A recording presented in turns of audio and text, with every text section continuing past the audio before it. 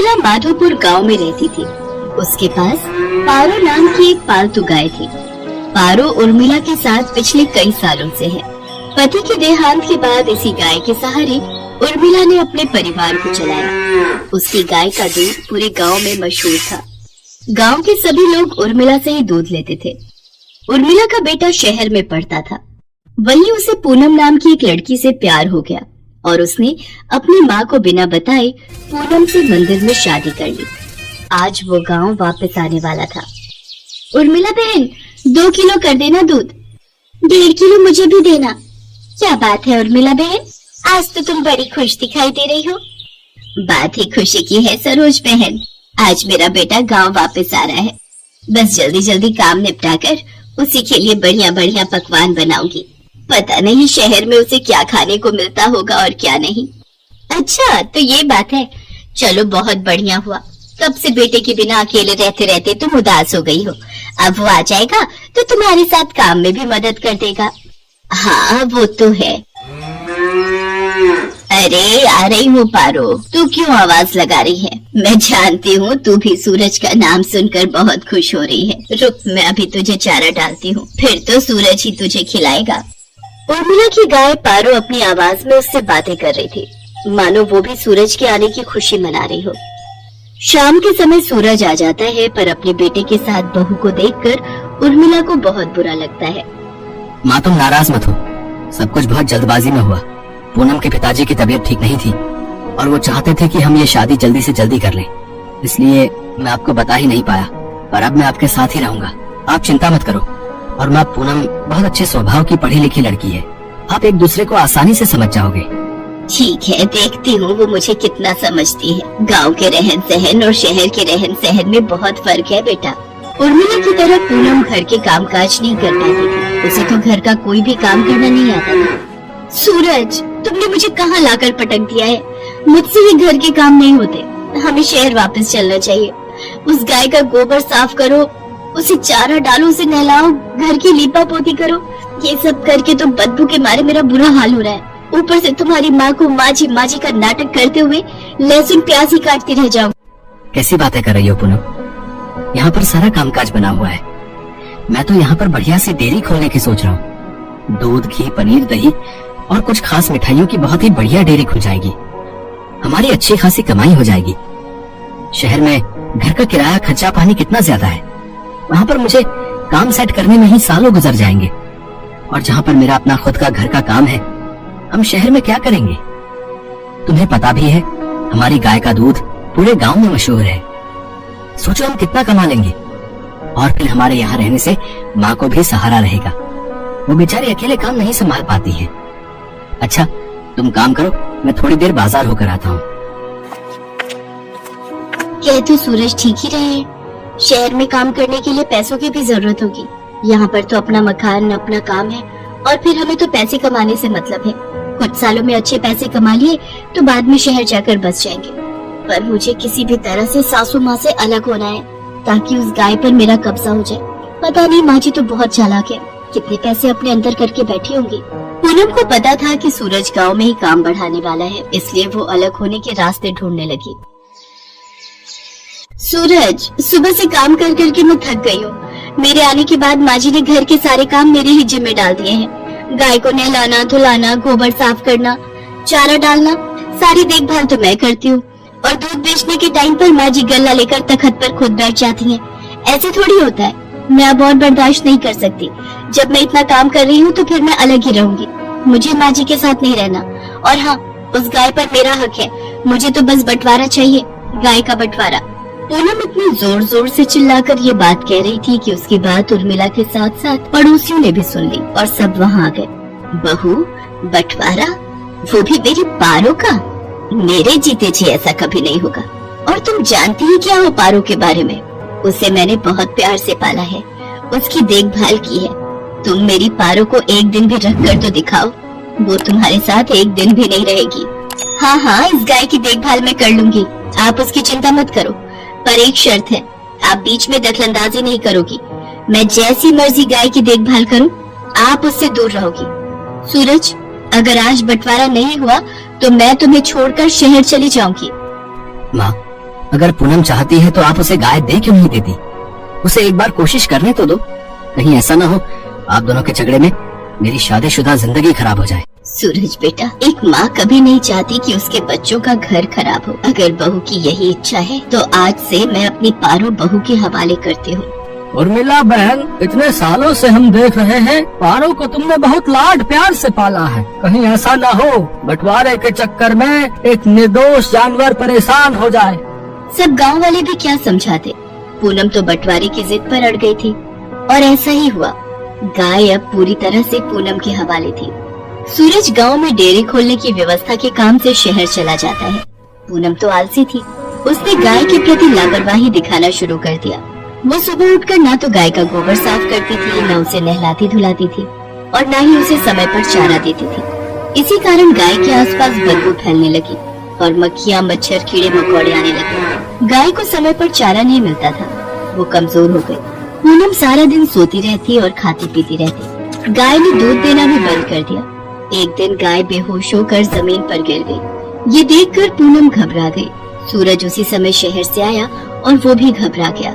उसने उर्मिला को आवाज लगाई।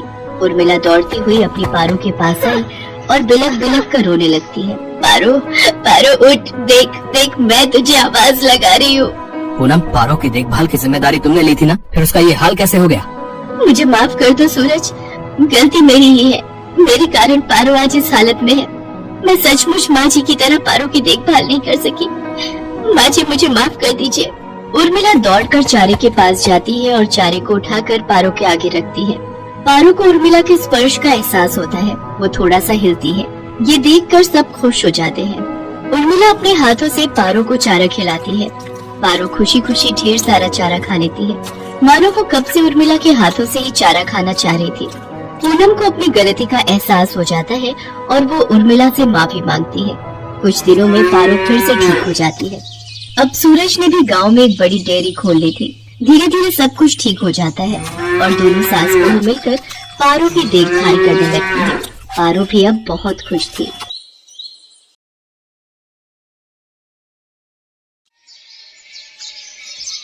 काजल की शादी 6 महीने पहले ही हुई थी, पर अभी वो अपने मायके आई हुई थी। वो बार बार ससुराल जाने के लिए मना कर रही थी। काजल को रोता देख उसकी माँ भी रोने लगती है, पर काजल की भाभी सुनैना गुस्से में आ जाती है और काजल को सुनाने लगती है। काजल, तुम ये कैसी बातें कर रही हो? हमने कोई गुड्डा गुड़िया का खेल नहीं रचाया। हमने तुम्हारी शादी की है और तुम यहाँ आकर बैठ गई हो। कब तक हम तुम्हें यहाँ मायके में रखकर खिलाते रहेंगे? तुम्हें अपने घर जाना ही होगा। नहीं भाभी, आप मुझे चाहे भूखा प्यासा ही क्यों ना रख लो, मैं अब उस घर में नहीं जाऊंगी, मैं यही रहूंगी। काजल की भाभी सुनैना पहले ही काजल को पसंद नहीं करती थी और वो नहीं चाहती थी कि काजल मायके में रहे। वो काजल की परेशानी को सुनना ही नहीं चाहती थी। ये देखकर काजल की माँ भी बहुत दुखी हो रही थी, पर काजल का इस तरह से ससुराल ना जाने का डर, इसके पीछे जो कारण था वो आज से कुछ महीने पहले शुरू हुआ था। कुछ महीने पहले काजल गांव की सीधी सादी प्यारी लड़की है। उसके पास एक पालतू गाय है जिसका नाम है भोली। काजल भोली से बहुत प्यार करती है। भोली भी काजल के प्यार को समझती है। काजल भोली को चराने ले जाती थी, उसकी बहुत देखभाल करती थी। एक दिन काजल अपनी गाय को चराने के लिए जा रही थी, तभी उसकी सहेली पूनम आ जाती है। उसे देखकर काजल बहुत खुश होती है। अरे पूनम, तू ससुराल से कब आई? कल रात को ही आई हूँ और आते से ही आज सुबह तुझसे मिलने चली आई। ये तो तूने बहुत अच्छा किया। वैसे भी तो रोज रोज तो मायके आते नहीं है, साल में एक बार ही तेरा आना होता है और तुझसे तभी मिल पाती हूँ। क्या करूँ, ससुराल के कामों से छुटकारा ही नहीं मिलता। जब शादी हो जाती है ना तो बहुत कुछ बदल जाता है। और तू कब कर रही है शादी? मुझे कोई शादी वादी नहीं करनी, और अगर मेरी शादी हुई भी ना तो मैं अपनी भोली गाय को अपने साथ लेकर जाऊंगी। तू ससुराल में गाय लेकर जाएगी और अगर तेरी शादी शहर में हुई तो? चाहे मेरी शादी गांव में हो या शहर में, मैं अपनी भोली का साथ नहीं छोड़ूंगी। मैं उसे अपने साथ ही लेकर जाऊंगी। मैं इसके बिना नहीं रह सकती। और फिर भोली भी मुझे बहुत प्यार करती है, उसे भी मेरी आदत है। काजल मन ही मन सोचती है कि वो कभी भी शादी नहीं करेगी। पर सुनैना के होते हुए काजल मायके में नहीं रह सकती थी। सुनैना काजल की शादी के पीछे पड़ जाती है और एक दिन काजल को देखने लड़के वाले आ जाते हैं। लड़के वाले शहर से आए थे। मुझे आपकी काजल बहुत पसंद है। काजल को शहरी तौर तरीके सीखने होंगे, क्या ये ऐसा कर पाएगी? हाँ हाँ आंटी जी, हम काजल को सब कुछ सिखाकर ही भेजेंगे। पर मुझे कुछ कहना है। मैं शादी के बाद अपनी भोली को साथ लेकर जाऊंगी। मैं उसके बिना नहीं रह सकती। ये भोली कौन है? भोली मेरी गाय है जिसे मैं बहुत प्यार करती हूँ। काजल की बात को सुनकर दीपक की माँ घबरा जाती है, पर दीपक काजल को पसंद कर चुका था तो वो इस बात के लिए बिल्कुल भी नहीं सोचता।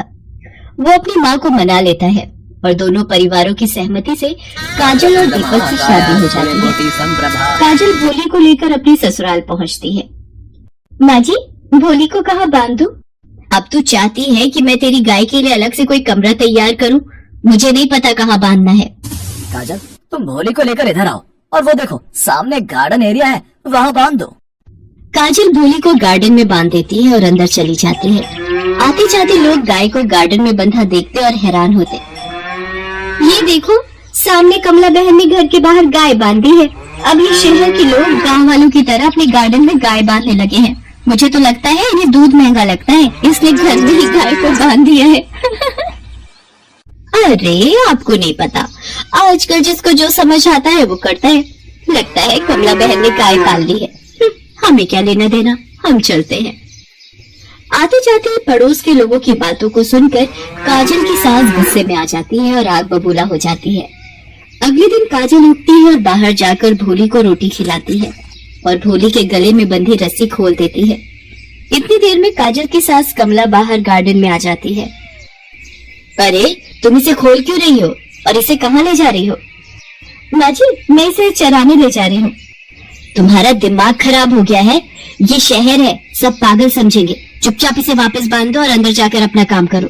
काजल डर जाती है और वो भोली को वहीं बांध देती है। शाम को कमला की सहेलियां आती हैं और वो काजल के लिए कमला को ताना मारती हैं। कमला, तू बहू तो बहुत सुंदर ढूंढ कर लाई है और हमने सुना है बहू अपने साथ एक गाय भी दहेज में लाई है। अच्छा है, वैसे भी दूध बड़ा महंगा हो रहा है। अब तो तुझे रोजाना गाय का ताजा दूध पीने के लिए मिलता होगा। नहीं नहीं, ऐसी कोई बात नहीं। वो तो हमारी बहू को अपनी गाय से बहुत प्यार है, इसलिए वो उसे अपने साथ ले आई। रुको, मैं अभी काजल को बुलाती हूँ। काजल बहू, इधर तो आना। कितनी देर से आवाज लगा रही थी, कहाँ थी? तुम्हें पता है ना मेरी सहेलियां आई हुई हैं। माँ जी, वो भोली ने गोबर कर दिया था तो वही साफ कर रही थी। काजल की बात को सुनकर कमला की सहेलियां मुंह छुपाकर हंसने लगती हैं। ये देखकर कमला को गुस्सा आ जाता है। सारा दिन उस गाय के साथ चिपक कर बैठी रहती हो, कुछ और होश ही नहीं है तुम्हें। जब देखो भोली भोली। क्या कमला, तुझे ये गांव की गंवारी बहू बनाने को मिली थी? कोई और लड़की दीपक के लिए क्यों नहीं ढूंढी? कमला का गुस्सा चरम सीमा पर था। वो एक डंडा उठाती है और भोली गाय के पास जाकर उसे मारने लगती है। तभी काजल भोली के आगे आ जाती है और वो डंडा काजल के सिर पर लग जाता है।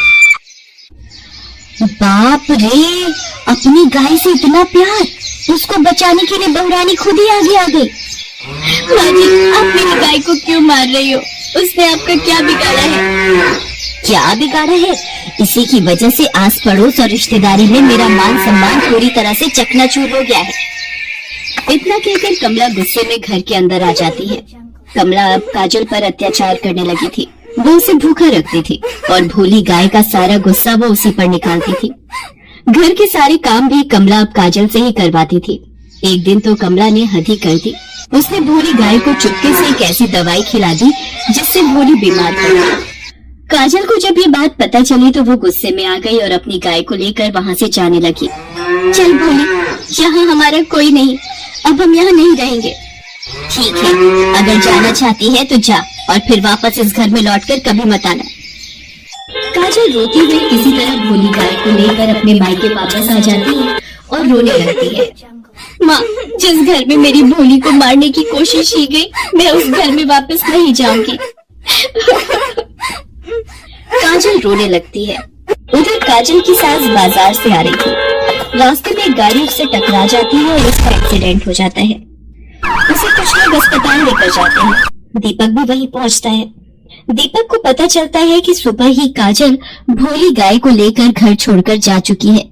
दीपक बेटा, मैं जानती हूँ भगवान ने मुझे मेरी गलती की ही सजा दी है। मैंने गौ माता पर हाथ उठाया था, अपनी बहू पर अत्याचार किया, तभी मेरे शरीर पर ये कष्ट आया है। तू जाकर काजल और भोली को घर ले आ। मैं काजल और गौ माता से माफी मांग लूंगी। मैं भी उनकी पूजा करूंगी। दीपक काजल के घर जाता है और उसे माँ के एक्सीडेंट की बात बताता है। ये सुनकर काजल घबरा जाती है और वो भोली गाय के साथ वापस ससुराल लौटती है। कमला हाथ जोड़कर काजल से माफी मांगती है और भोली गाय को प्यार करने लगती है।